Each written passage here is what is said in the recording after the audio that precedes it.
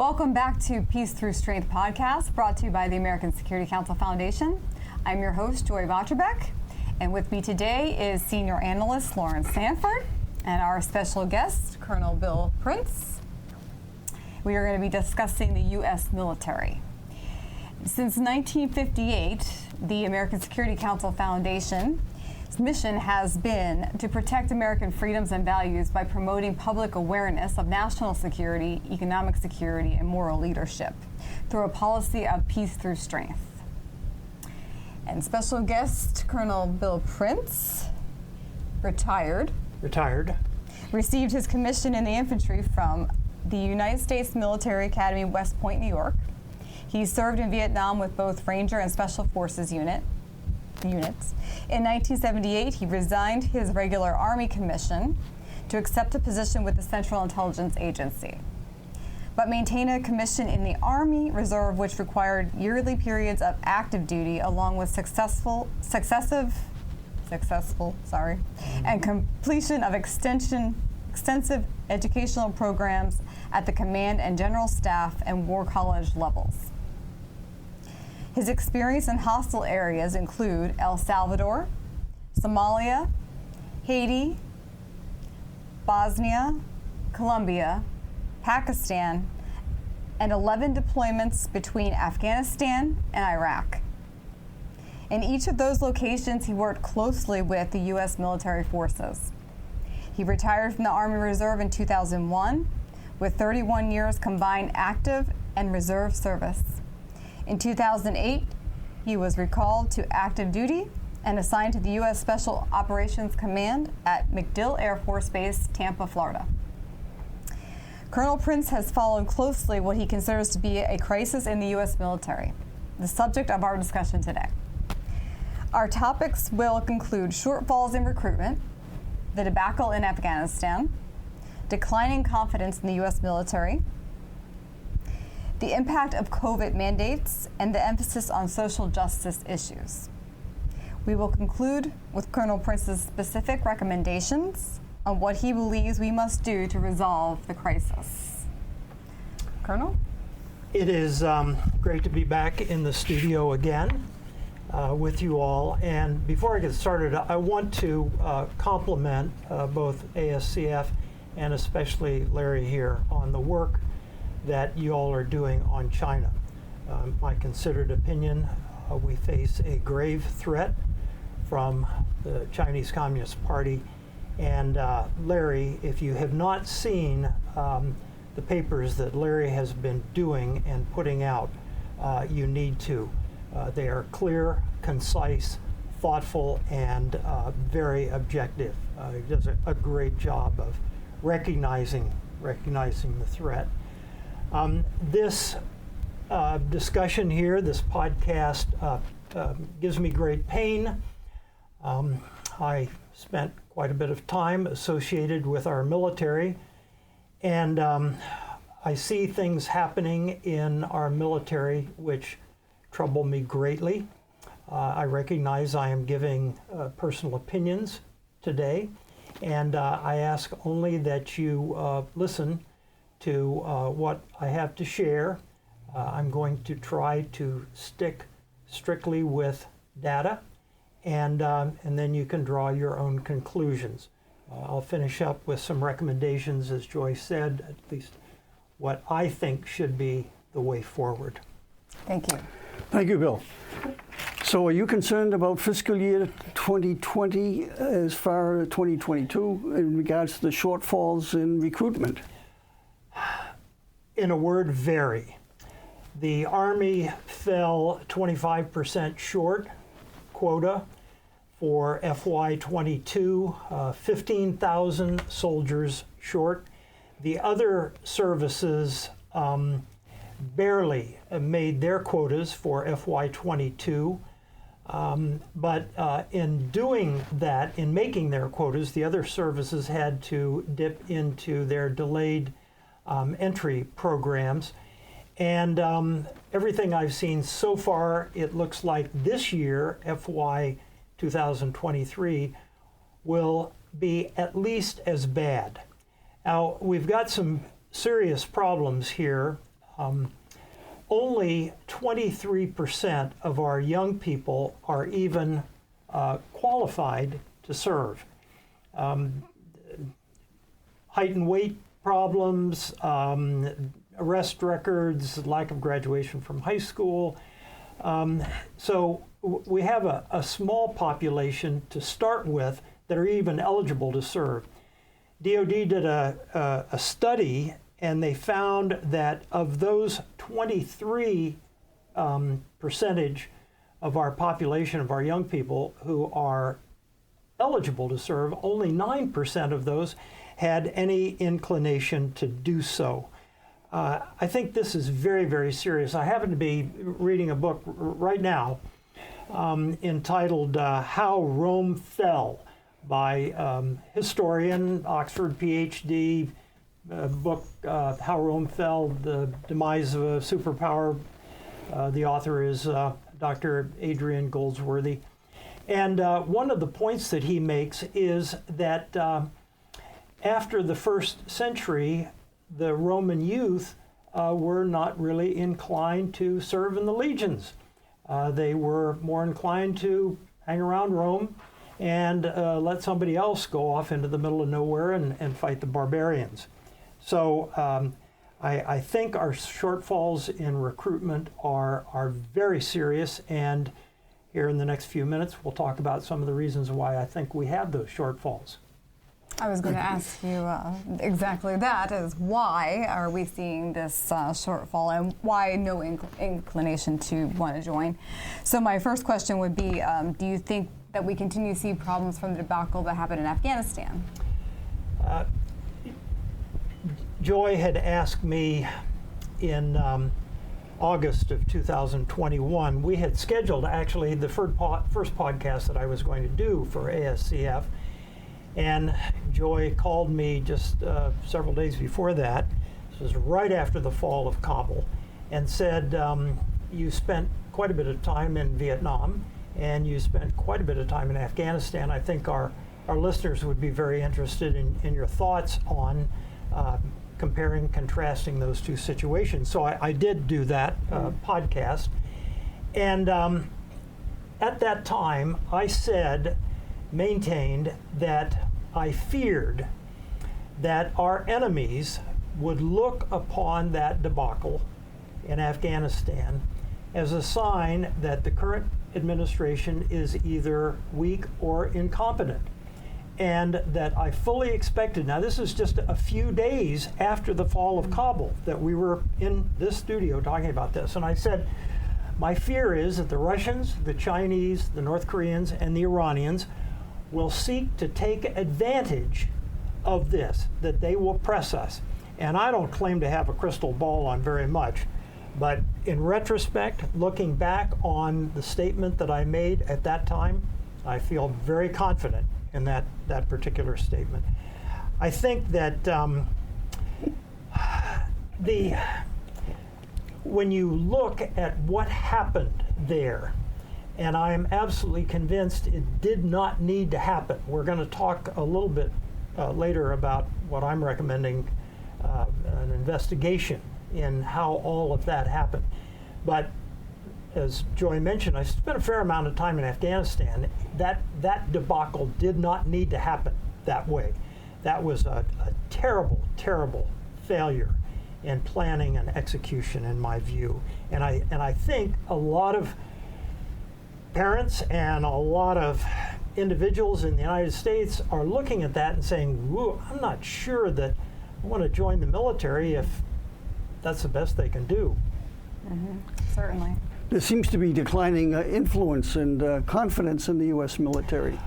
Another very concerning statistic, in 2018, 70% of the people surveyed in the United States had a great deal of confidence in our military. That's 2018. Just 3 years later, the confidence in our military had dropped to 45%.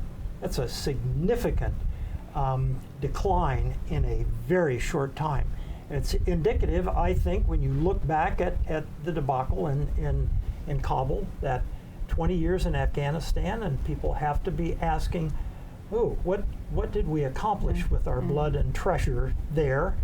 And do I really have confidence in a military that cannot do any better than planning and executing that withdrawal from that country? Certainly would be a concern to me too. I can see that. Can you explain to our listeners a little about the results of the I may not pronounce this right, but the Quinnipiac poll? Good. Yeah. That's good. All right, from March 22. That's good. This is another indication of what I'm concerned about, especially with our youth. And just to show you that I'm not making this up, this is Quinnipiac poll. I think they do some very good polling too, that university. They have a special section devoted polling institute there. And this is for release March 7th, 2022. And what I'd like to share with you, the demographics, they asked the question, this was not long after the Russians invaded the Ukraine, and so they asked a question, fairly simple, straightforward question. They said, if you were in the same position as the Ukrainians are now, do you think that you would stay and fight or leave the country? Okay, pretty simple, straightforward question. In the age group 18 to 34 here, and that would be, I would submit, the primary age group for young men and women who are going to have to shoulder the burden of fighting our wars. In that age group, 18 to 34, 45% said they would stay and fight. 48% said they would leave the country. That's a pretty sad ratio, especially of our young people. Interestingly enough, the percentages to stay and fight went up with the older people, but it's not the older people like Larry and like me that are going to shoulder the burden. We hope not. and hump a rucksack out in the middle of nowhere somewhere. So I did find that particularly concerning. How about the impact of the COVID mandates? This is something that a lot of things trouble me. And I want to go on record. I took the shots. I am not anti-vax, although now with what we're finding, some of the after effects of that are very concerning. But my problem is not so much with the shots as it is that DOD discharged from the military approximately 8,000 personnel. I've seen several figures, 7,300, 8,000, quote, over 8,000 people discharged. Now, these are trained people who were serving in the military, discharged for refusing to take the shots. Now, if you look at the demographics here, military personnel are normally young and do not have serious comorbidities.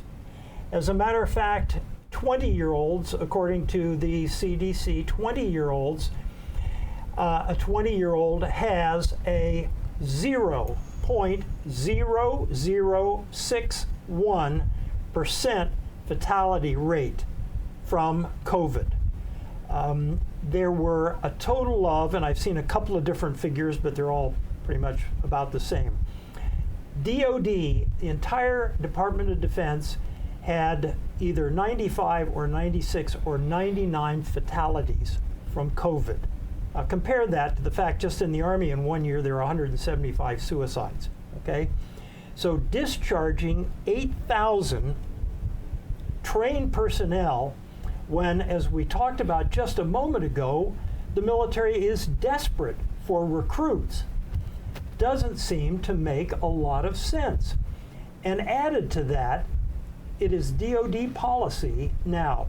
If you are HIV positive, in other words, you're infected with a very serious virus, if you're infected with AIDS, DOD retains you on active duty.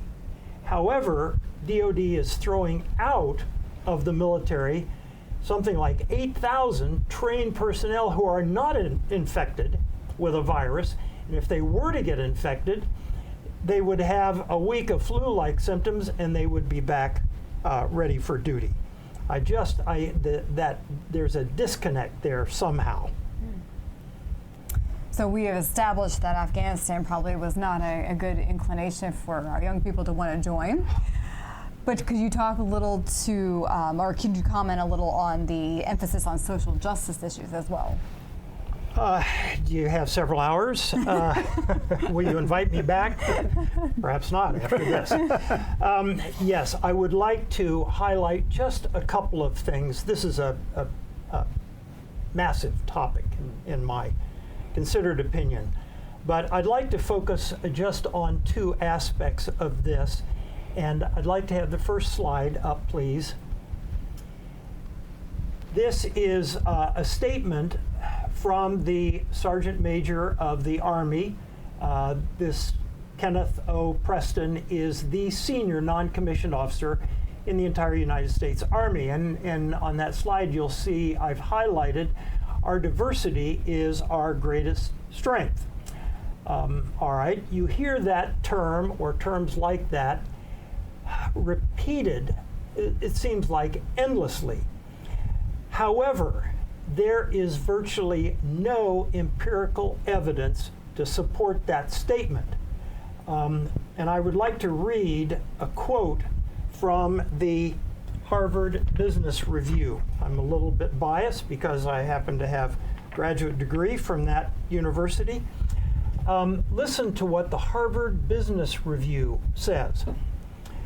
Rallying cries for more diversity in companies from recent statements by CEOs are representative of what we hear from business leaders around the world. They have three things in common.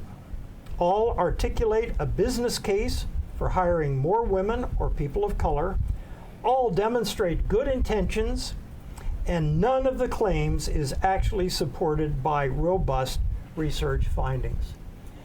So when the Sergeant Major makes that statement, is he misinformed? I'd like to think he's not actually lying about that. But clearly, that statement is not backed up by empirical evidence. And I think that is a very big problem. The studies that I've seen, and I've focused on this fairly closely. Some studies indicate that yes, having a diverse group, that diverse group performs somewhat better. There are other studies that show that these diverse groups do not perform quite as well. I would feel more comfortable if the Sergeant Major of the Army said, I hope that diversity is our greatest strength. I'd like to think diversity is our greatest strength, but to make that statement, I think, is totally unfounded. Yet another part of this, my concern about pushing social justice issues within the military.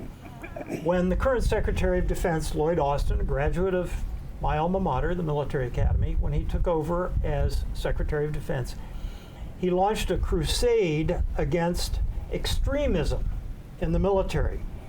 I had some problems with how DOD defined extremist activity.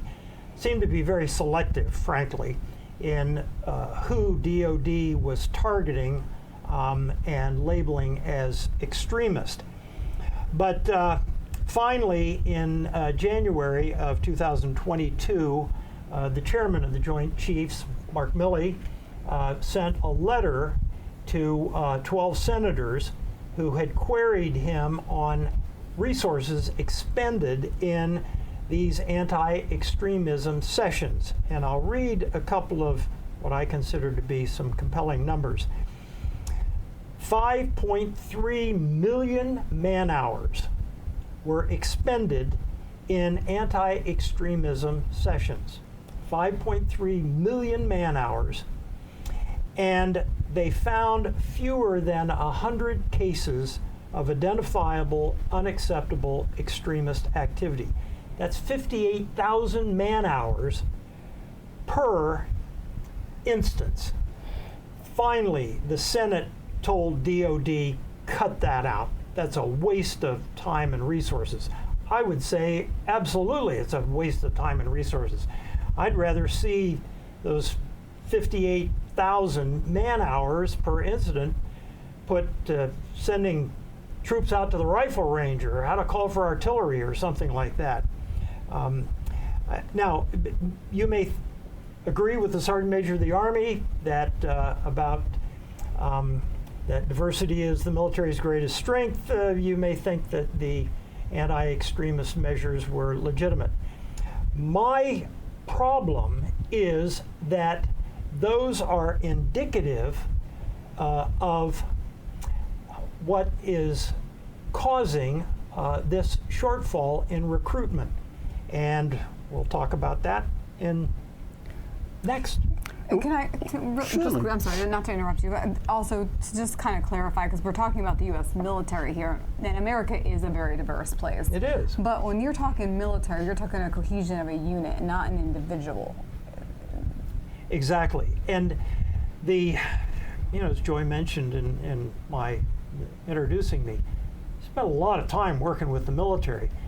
Teamwork is absolutely essential. Anything that is divisive in a military unit is terribly damaging. You need to focus on pulling people together, not looking for reasons or excuses to divide them. Mm-hmm. Thank you. So it sounds like we're alienating our traditional sources of recruitment. I don't know where I heard this first, but it goes something like this.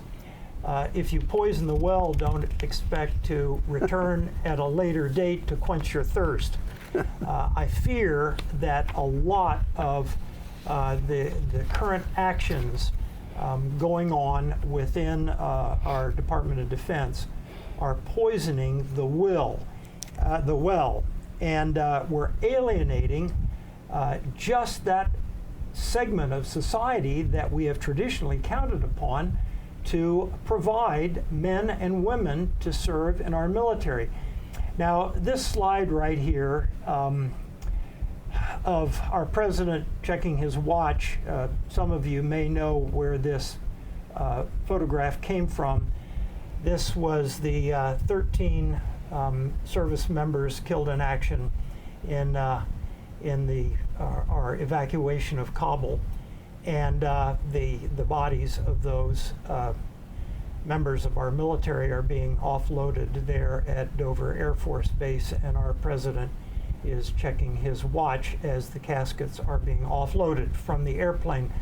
I think a picture is worth 1,000 words. If I were a parent and I had a son or daughter in the military, I would take great umbrage at that photo right there. Yes, thank you. And so, Colonel, in your opinion, what can we or should we be doing about the situation? I believe that we desperately need to regain the trust of the segment that we have segment of our society that we have traditionally relied upon to support our military. And I think there are a couple of things that demographic finds important, at least the folks that I'm talking to. It's fairly straightforward. That demographic wants to have control of our borders, reestablish energy independence, curb inflation, and support law enforcement. Pretty straightforward. But in my considered opinion, it doesn't seem, at least that the current administration is particularly interested in any of those. I think we need to focus on rebuilding a lethal military, not one concerned with pronouns and safe spaces. My alma mater, West Point Military Academy, in 2023, their facilitator guide for 2023 had sensitivity training in which they were sensitizing cadets at the military academy on the proper use of pronouns. Well, I graduated over 50 years ago during the Vietnam War, but it seemed like we focused then on how to close with and destroy the enemy. I don't remember in 4 years at the military academy having any kind of sensitivity training, and I don't remember any concern about pronouns at all. I think we need to get back to rebuilding a lethal military. I would like very much to see an investigation of the debacle in Afghanistan, including the actions of our current Secretary of Defense and our current Chairman of the Joint Chiefs. And this sounds like I'm oversimplifying this, but I really see just two options. Either the SecDef and the chairman gave good advice to the president or senior members of the administration, and those people ignored that advice, which is a possibility. If that is the case, then the Secretary of Defense and the Chairman of the Joint Chiefs, as senior advisors to our Commander-in-Chief, they should resign, because obviously they have lost the trust of the senior officials in the administration, to include the Commander-in-Chief. Or if they gave bad advice to the Commander-in-Chief, senior members of the administration, if they gave bad advice, then they should resign. The fact that the two of them have paid no consequences at all for that terrible debacle, I think at the very least there needs to be a comprehensive investigation on what happened and how it happened, at the very least to learn from the terrible mistakes we made in that. I think that those 8,000 personnel discharged for refusing the vaccine should be invited to return to active duty, frankly, with open arms. We need them, clearly, and I would submit that we should give them back pay. And finally, I would demand transparency. Again, I sound like I'm beating up on my alma mater, but I did a 7-month investigation on critical race theory being taught at West Point. I got very little help in that investigation. And finally, an organization called Judicial Watch submitted a Freedom of Information Act request to the Military Academy, which West Point ignored, and that resulted in Judicial Watch submitting a lawsuit. And West Point subsequently turned over 653 pages of documents concerning the teaching of critical race theory at West Point. It pains me as a West Point graduate to think that it took a lawsuit to force West Point to tell the truth. Thank you, Colonel. And certainly what you're saying, Larry and I have talked offline about the need for moral leadership, which is one of our missions here at American Security Council Foundation. So in summary? In summary, can I get the next slide, please? In summary, I feel strongly we need to work for and support candidates who really have as a priority to rebuild our military as a feared lethal force.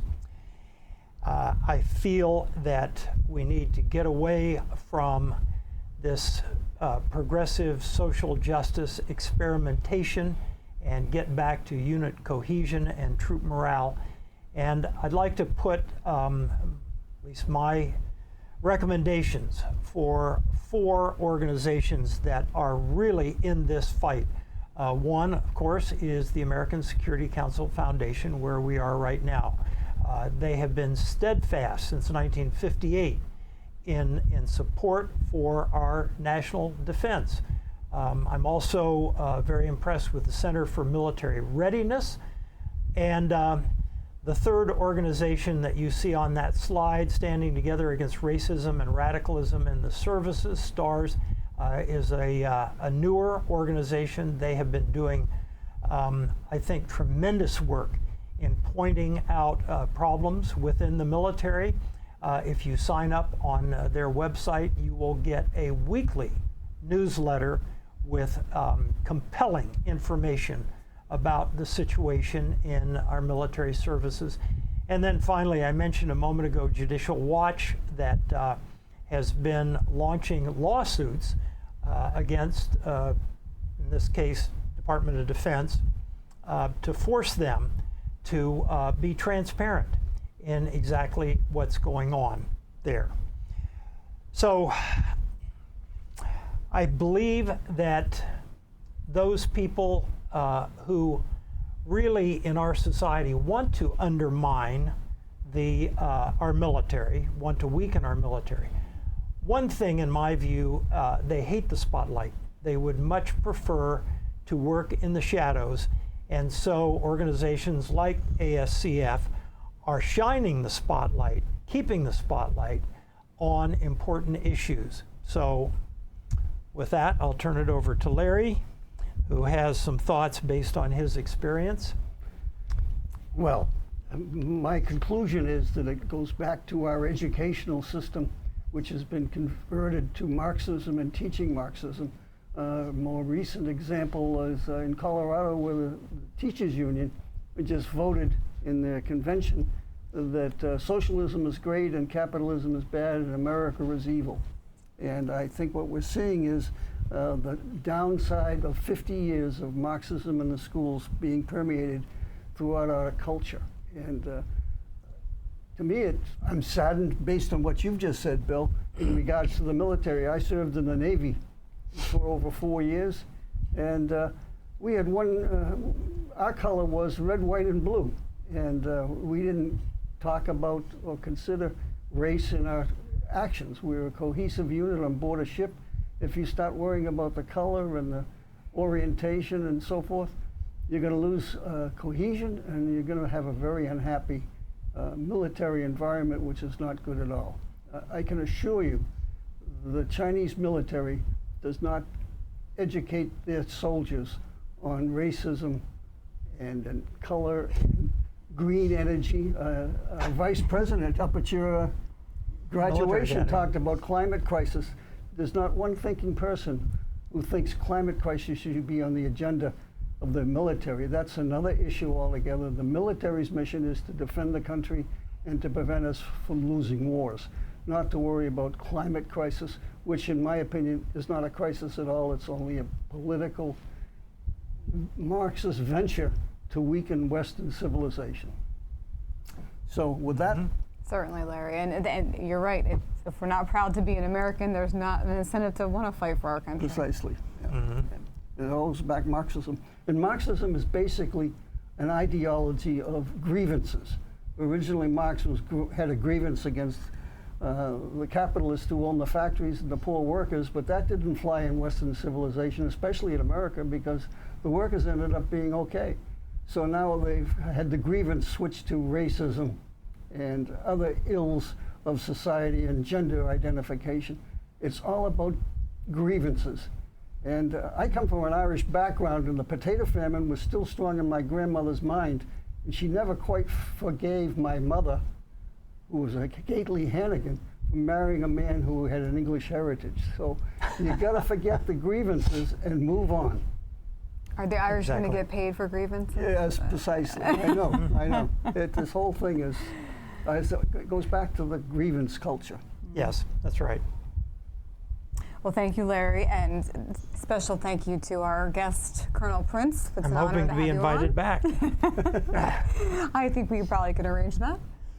And to our listeners, thank you for joining us today. All the resources that Colonel Prince mentioned here we'll have up on our social media site.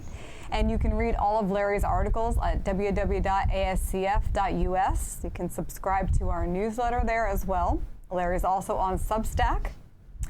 Follow us on Facebook, Twitter, and Instagram. And subscribe to our YouTube channel and Rumble channel as well. And please comment. Thank you again, gentlemen. Listeners, Thank you, Joy. join us again next time as we bring you Peace Through Strength podcast.